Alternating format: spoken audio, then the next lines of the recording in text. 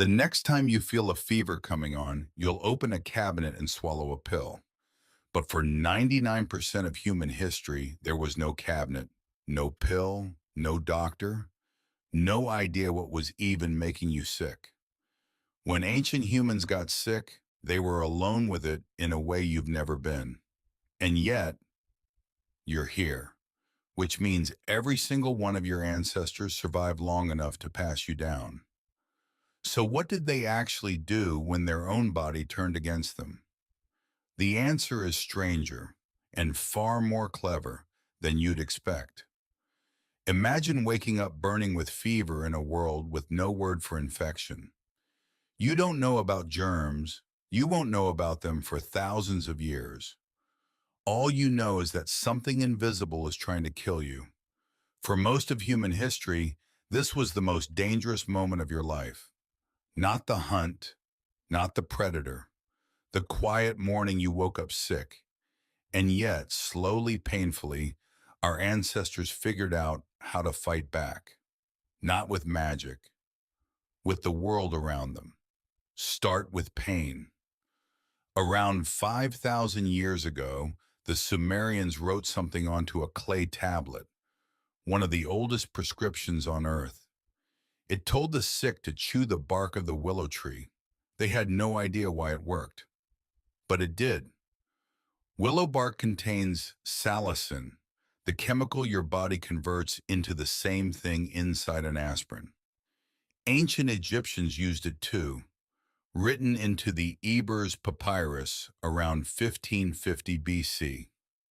3,000 years before a laboratory could explain it, humans had already found the painkiller in a tree. They were running experiments on themselves, one plant at a time, for 100,000 years. Every cure was paid for in lives. Then there were the wounds. A cut that goes wrong can kill you in days. So ancient humans reached for something astonishing. Honey. The Edwin Smith Papyrus, an Egyptian medical text over 3,500 years old, describes smearing honey onto open wounds. It sounds like superstition. It isn't. Honey pulls water out of bacteria and kills them. Modern hospitals now use medical-grade honey on wounds antibiotics can't heal. Somehow, without a single microscope, ancient humans had found a real antibiotic and were spreading it on their injuries while we were still thousands of years from understanding why.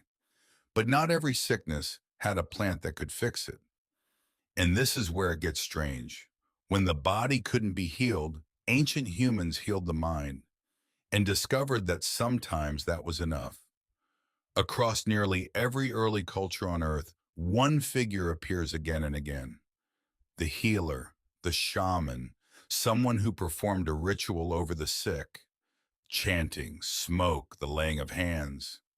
For centuries, we called this primitive nonsense. Then science found something humbling. Harvard researcher Ted Kapchuk has spent decades studying the placebo effect, and the results are undeniable. When a person believes they are being healed, the brain releases real chemicals, endorphins, dopamine, that genuinely reduce pain and calm the body. The shaman wasn't lying. Belief lowered the fever. Care made the body fight harder. Ancient humans had stumbled onto a pharmacy hidden inside the human mind. And then there's the part almost nobody believes when they first hear it. Ancient humans performed surgery on the skull. With stone tools more than 7,000 years ago, healers would cut a hole directly into a living person's head, a procedure called trepanation. It's the oldest surgery we know of. And here's the impossible part. They survived. We can tell because the bone around the hole healed, smooth, regrown, sealed over. Many of these patients lived for years afterward. We still don't fully know why they did it, but we know they were good at it. And then there's Ötzi, a man who died in the Alps 5,300 years ago, frozen so perfectly we can still read his skin. His body is covered in 61 tattoos, not for decoration. They cluster almost exactly on the joints where he suffered from arthritis, and almost exactly on the points modern acupuncturists use to treat pain. He was carrying his own medical chart drawn onto his body, but let's be honest about the rest. For every cure that worked, there were 100 that didn't. Ancient humans drilled, bled, and poisoned themselves chasing health. Most childhood illnesses were a death sentence. Roughly half of all children never reached adulthood. A simple infected tooth could kill a strong young hunter. They were fighting an invisible war with almost no weapons, and losing constantly. In the hills of Georgia, scientists found a skull nearly 1.8 million years old.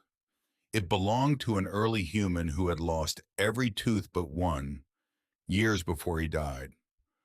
On his own, toothless, he could not have chewed the food he needed to survive, which means someone else fed him. Someone softened his food, kept him alive for years when he could give almost nothing back. In a cave in Iraq, a Neanderthal known as Shanidar, one survived being blind in one eye, with a withered arm and a crushed leg, injuries that should have killed him fast.